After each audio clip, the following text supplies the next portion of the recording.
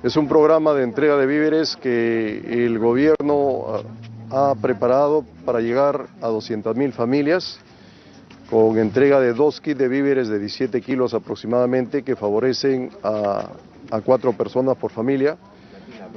Se ha programado llegar a 800.000 personas y entregarle en 2 meses. O sea, a cada familia se le va a entregar 2 kits de víveres por cada mes o se le va a recibir 4 kits en total. Esto se ha hecho en empadronamiento en 24 distritos de Lima y Callao, con el apoyo de Cáritas y con el apoyo también de los señores alcaldes de cada uno de los distritos. INDECI con las Fuerzas Armadas se ha encargado de armar los kits y hacer la distribución en todos los asentamientos humanos y en los lugares más lejanos que estamos haciendo. Pero mire, disculpe, felicitaciones por esta iniciativa, pero una consulta. En la semana obviamente ha causado mucha preocupación el tema de las fiestas COVID-19, que además de lo que pasó en Los Olivos, que es muy lamentable, se han producido otras fiestas más, incluso en provincias. ¿Qué medida estaría tomando el gobierno al respecto? ¿Podría ser una opción la ley seca, por ejemplo, que se está escuchando algunas voladas al respecto? Hasta el momento no hemos tomado ninguna decisión referente a la ley seca, pero sí nos hemos reunido con todos los elementos fiscalizadores y estamos coordinando con los señores alcaldes para hacer una campaña masiva de control en discotecas, en bares, en mercados, en todos los lugares donde también hay conglomeración de gente, con apoyo de la policía y las Fuerzas Armadas. Este operativo va a comenzar dentro de poco porque se está planeando y se va a realizar a nivel nacional, en coordinación con los señores alcaldes.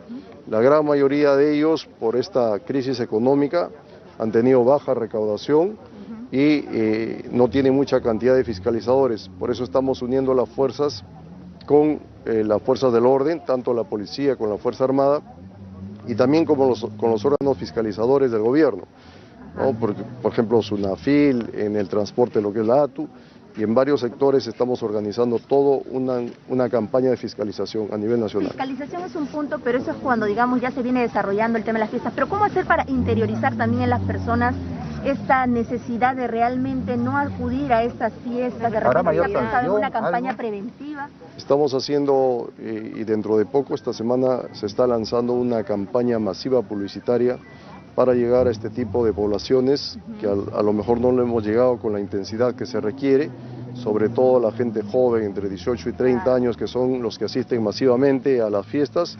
Desafortunadamente en estas fiestas, como lo hemos visto, la gran mayoría está infectada y llevan el virus a su casa, donde existen personas vulnerables, y esas son las personas que están llegando mayormente a los hospitales.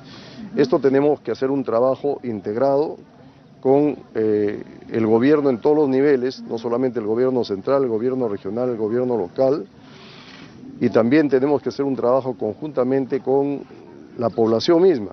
La población misma tiene que internalizar que estamos en una pandemia, no hemos pasado la pandemia, y hasta que no llegue la vacuna y no esté vacunada, inmunizada una persona, todavía es susceptible de ser contagiada. Y tenemos que respetar las normas de restricción que está dando el gobierno. Y también el distanciamiento social, el lavado de manos, la mascarilla. Estamos en una pandemia y tenemos que asumir esta responsabilidad todos los ciudadanos en todas las edades. Ahora, ministro, ¿cómo asegurar esto, ministro? Porque, a ver, han pasado 5 meses y la población parece que todavía no ha entendido. Incluso cuando se hacen pruebas rápidas a detenidos, siguen dando positivo para COVID-19. ¿Cómo asegurar que esto no se va a seguir dando, ministro, toda vez que hay medidas ya dadas, han pasado 5 meses y hemos visto el comportamiento de la población, ministro? Desafortunadamente hay un grupo de personas a nivel nacional que aún no entiende que estamos en la pandemia. Como gobierno continuaremos con todas las medidas de fiscalización, de control y de sanción, y también continuaremos con las campañas publicitarias para concientizar y llegar a todos los niveles y a todos los sectores de la población. Este es un trabajo de largo aliento que toda la población tiene que entender. Desde que se reiniciaron las actividades económicas, se levantaron las restricciones de inmovilización, inclusive se levantó la restricción el domingo, la gente inconscientemente pensó que estaba en una etapa normal y comenzó a hacer sus actividades casi normales, ir a visitar a los amigos, a la familia, reuniones sociales, y el gran problema que hemos encontrado por el incremento de la cantidad de contagios en estas últimas semanas es porque la gente va a visitar o a los amigos o a la familia y al llegar a la casa se quita la mascarilla. Y al quitarse la mascarilla, ustedes saben que el riesgo sube a 90-95% de contagio. Y eso es lo que estaba pasando. ¿No se va a cambiar la estrategia, ministro, en todo caso? Con respecto a la prevención que está indicando usted, los domingos de septiembre ya están por acabar. ¿Se va a ampliar la inmovilización?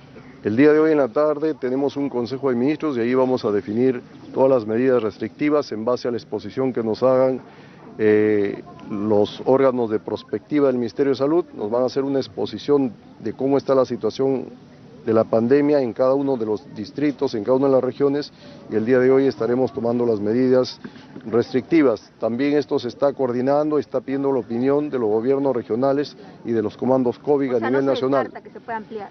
El día de hoy lo vamos a decidir en Consejo de Ministros y les repito, estamos realizando una estrategia integral en el gobierno, estamos convocando a la iglesia, hemos tenido reuniones con la Confederación Episcopal, estamos convocando a la empresa privada, estamos convocando también a la sociedad organizada en su conjunto para atracar en 3 líneas estratégicas.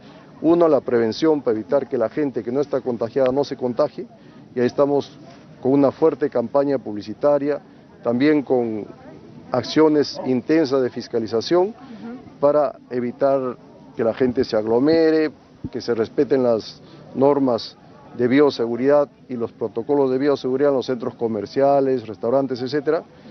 Y en la línea de contención, si la persona se contagia, para evitar que contagie a otros, hay que aislarle, hay que romper la cadena de contagio. Esa línea de contención, estamos varias acciones realizando con las fuerzas del orden, y al final una línea de mitigación que estamos optimizando todo lo que es la respuesta hospitalaria para que no se... Sobre el tema de municipalidades, eso es competencia, de la fiscalización es competencia de las municipalidades, básicamente de los locales. Entonces, pero la mayoría de ellos refiere que por el tema de la pandemia no ha recaudado suficientes, digamos, el presupuesto no es suficiente para poder realizar esta lucha. ¿De qué manera se va a apoyar las municipalidades? Y por otro lado, el ministro del Interior también refirió hace pocos días que, por ejemplo, las municipalidades de Lima Norte ya no venían convocando a la policía, ya no había un trabajo conjunto para estos operativos. Ya a las municipalidades se le ha hecho una transferencia, si bien es cierto, no es suficiente seguramente para contratar a más personal de fiscalización, pero sí se le ha hecho una transferencia. Y segundo, el ministro de Defensa con el ministro del Interior están retomando nuevamente la coordinación con los alcaldes para comenzar los operativos tanto de día como de noche en los temas de fiscalización. Durante el toque queda y durante el día para ver las aglomeraciones en cada uno de los mercados y también ayudar en lo que es la fiscalización de todo lo que son centros de diversión, por ejemplo discotecas que no deben estar funcionando, bares que no deben estar funcionando en esta etapa de la pandemia. Hoy amanecimos con la delicada noticia de que Perú habría superado a todos los países con la tasa de mortalidad. Esto es muy difícil. Bélgica y estamos número 1. Ok. No conozco a otro país, aparte del Perú, que durante la pandemia esté haciendo una transparencia de la cantidad de muertos, o sea, pasando la cantidad de muertos sospechosos de COVID a la cuenta de fallecidos por COVID. Todos los países, normalmente terminada la pandemia, hacen el estudio de aquellos que han fallecido por sospechosos de COVID, pasen a la cuenta de COVID, y eso indudablemente incrementa en gran medida la cantidad de fallecidos.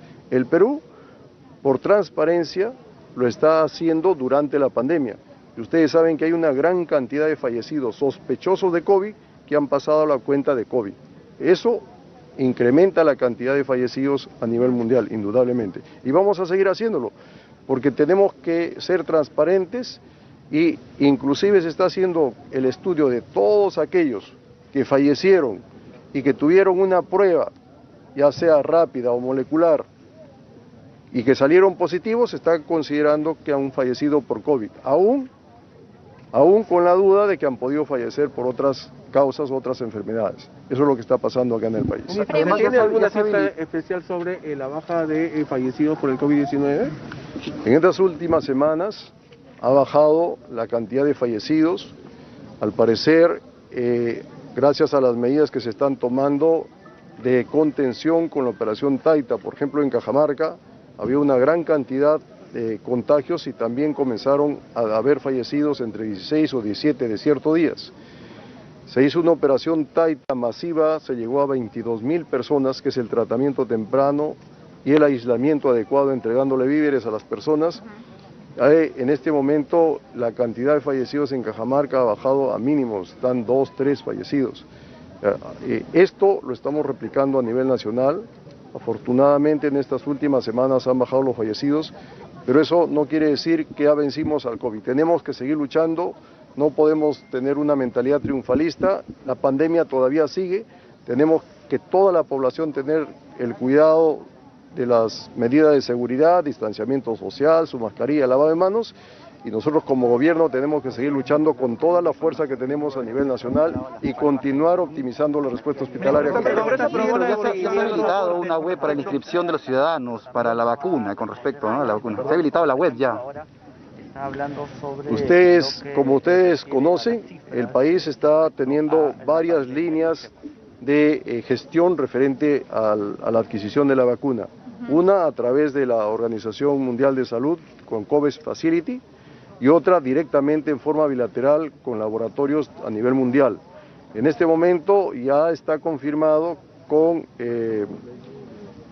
Sinopharm de China, que para que haga las pruebas acá en el país, que debe comenzar el 8 de septiembre, a 6.000 voluntarios, y también con Johnson & Johnson, que ha confirmado que inicia las pruebas el 24 de septiembre, y el otro era el 8 de septiembre, este es el 24 de septiembre, con 4.000 personas. Y estamos contactando con otras empresas, con otros laboratorios de Gran Bretaña y de otros países que nos van a facilitar por lo menos inmunizar al 70% de la población. Ministro, si me permite, estamos en vivo, ministro, por favor. ¿Cuál es la lectura del Estado ante lo que se habla de liderar la tasa de mortalidad por millón de habitantes? ¿La estrategia cambiaría con esto, ministro? Por favor, si nos puede responder. Mire, acá hay varios factores que están concurriendo para que el país tenga la mayor cantidad de fallecidos por número de habitantes. En primer lugar, es uno de los países, si no el único, de que en este momento está transparentando el número de fallecidos durante la pandemia. Todos los países, al término de la pandemia, todos los que son sospechosos de COVID, se le hace el estudio para ver quiénes pasan a contar como COVID. Nosotros en el país, durante la pandemia, estamos pasando una gran cantidad de sospechosos de COVID a la cuenta de COVID. Eso indudablemente ha aumentado significativamente el número de fallecidos. Ahora, ministro, en base a lo que se ha dado en los últimos días, ¿usted considera que el gobierno ha fracasado en la manera de comunicar cómo va la línea del coronavirus? Es decir, que se ha segmentado ciertos medios para dar cierta información y no esclarecer esto a la población en sí a nivel nacional, ministro.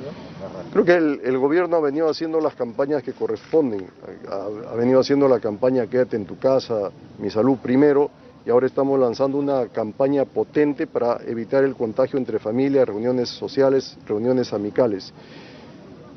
Siempre hay más que hacer, siempre tenemos que optimizar lo que estamos haciendo, y en este momento estamos integrando a todos los sectores del gobierno, a la empresa privada, a la sociedad común, para hacer una campaña neta bastante masiva para llegar a algunos sectores que aún no han recibido el mensaje como se debieran. Básicamente a los jóvenes entre 18 y 30 años, que en este momento son los que más se están moviendo y están llegando. Ministro, la ONP, el presidente del Congreso ha dicho de que si esto se observa, se va a dar por insistencia, primer ministro.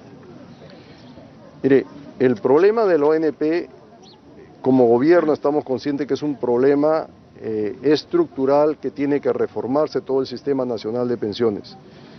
Pero la norma que ha emitido el Congreso, que irroga algo más de 15.000 millones de soles, que es una cantidad, para que tengan ustedes idea, el gobierno ha dado un bono de 760 soles a 8.600.000 familias y ha costado 6.500 millones de soles. 15.000 millones de soles es el costo de todos los bonos que ha dado el gobierno, más toda la lucha que hemos hecho contra la pandemia, de hospitales, de medicinas, de prevención, de contención. No llegan a los 15.000 millones de soles que ha gastado el gobierno. Ahora, directamente en eso. Se habla que también se va a insistir en el retiro al 100% de las AFP, algunos congresistas, ministro. Bueno, esperemos a ver cómo se desarrolla esto. No podemos tomar ninguna opinión ni tomar ninguna decisión al respecto. Pero si esto se da, ¿sería una línea similar a la de la ONP? ¿También se observaría? Esperemos a que se dé.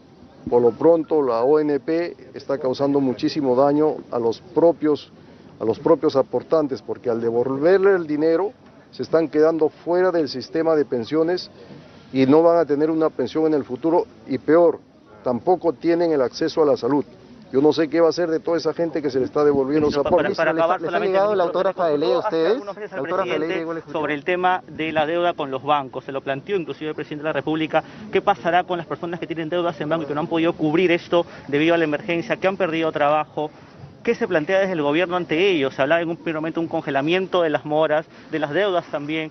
¿Cuál es la visión que se tiene, ministro? Mire, desde el gobierno, lo que está haciendo el gobierno es conversar con todo el sistema de la banca para ver la mejor manera de aplazar estos pagos o de fraccionar para que sea más fácil el acceso al pago de todos aquellos que tienen deudas. Pero hay que tener en cuenta que así como hay deudores, también el banco tiene que pagar intereses a aquellos que tienen ahorros. O sea que tiene que haber un equilibrio financiero. Los bancos no pueden quebrar porque entraríamos a una recesión. Entonces este es un manejo que está teniendo el Ministerio de Economía y Finanzas con el sistema de la banca. Para no ser monólogo, un ratito, para no ser monólogo. Sí, bueno, ¿la autógrafa ya del Congreso sobre esta solicitud? Todavía no ha llegado. Cuando llegue, indudablemente que nosotros lo vamos a observar por las graves consecuencias, no solamente económicas, sino también sociales, y es una norma anticonstitucional porque está yendo contra la intangibilidad que son los fondos de pensiones, ¿no? Premier, retirar estos 15.000 millones de soles, como usted refiere, que es superior a todo el dinero que se ha movido hasta ahora, ¿qué podría causar, qué podría generar en un futuro?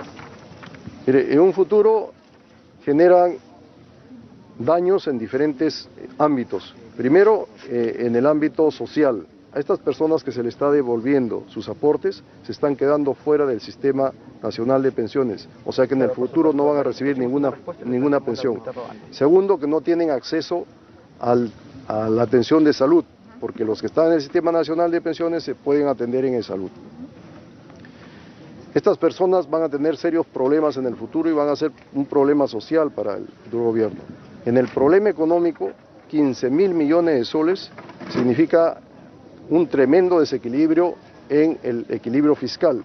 Esto va a hacer que se incremente la deuda pública y que el riesgo país se incremente. Entonces, en macroeconomía este es un tema bastante grave porque son 15.000 millones de soles. Segundo, que son recursos que se estaban destinando para la atención de la pandemia durante el tiempo que queda la pandemia. Eso quiere decir que va a haber menos recursos para atender las necesidades sociales, como son los bonos, por ejemplo, de las personas que se le está dando. ¿De dónde se va a sacar dinero? La atención del incremento de los hospitales, de las medicinas, etcétera. Ese es un grave problema económico. Y también es inconstitucional desde el punto de vista legal. Por lo tanto, indudablemente que tenemos que observarle con un gobierno responsable porque tenemos que entregar un equilibrio económico adecuado al próximo gobierno que venga. Muchísimas gracias. En días que se anunció, ¿no?, al jefe de la OMPE, se ha anunciado al jefe de la OMPE, también hay congresistas quienes están preguntando si podrían volver a postular. Mire, esta decisión lo tiene que tomar, el Jurado Nacional de Elecciones. Ellos son los que establecen las normas para que este proceso se realice en forma adecuada y transparente. Esperemos las decisiones que ellos tomen y seremos respetuosos de las declaraciones.